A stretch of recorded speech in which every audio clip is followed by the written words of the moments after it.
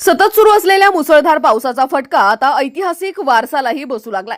पुणे जिल्ह्यातील आंबेगाव तालुक्यातील मंचर येथे ज्येष्ठ कवयित्री शांता शेळके यांच्या वाड्याचा काही भाग कोसळल्याने नागरिकांमध्ये हळहळ व्यक्त होत आहे। या घटनेमुळे साहित्यप्रेमी आणि ग्रामस्थांनी हा वारसा तातडीने जतन करण्याची मागणी केली आहे। पुणे जिल्ह्यातील आंबेगाव तालुक्यातील मंचर येथे ज्येष्ठ कवयित्री शांता शेळके यांचा ऐतिहासिक वाडा आजही त्यांच्या स्मृती जपून उभा आहे। मात्र गेल्या काही दिवसांपासून सुरू असलेल्या संततधार पावसामुळे या वाड्याचा काही भाग कोसळला आहे। या वास्तूची अवस्था यापूर्वीही जीर्ण झाली होती।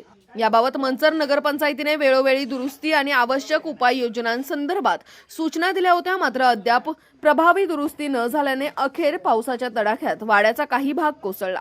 या घटनेनंतर मंचरमधील ग्रामस्थ आणि साहित्यप्रेमींनी चिंता व्यक्त केली आहे। शांता शेळके यांचा साहित्यिक वारसा जपणारी ही वास्तू जतन करणे ही प्रशासनाची जबाबदारी असून या वास्तूचे तातडीने संवर्धन आणि दुरुस्ती करण्यात यावी अशी मागणी नागरिकांनी केली आहे। सुदैवाने या घटनेत कोणतीही जीवितहानी झालेली नाही, मात्र हा प्रकार सांस्कृतिक आणि साहित्यिक वारसा जपण्याच्या दृष्टीने गंभीर इशारा मानला जात आहे। कवयित्री शांता शेळके यांच्या स्मृतींशी निगडीत असलेल्या या ऐतिहासिक वास्तूचे संवर्धन करण्यासाठी प्रशासन नेमकी कोणती पावले उचलते याकडे आता सर्वांचं लक्ष लागलंय।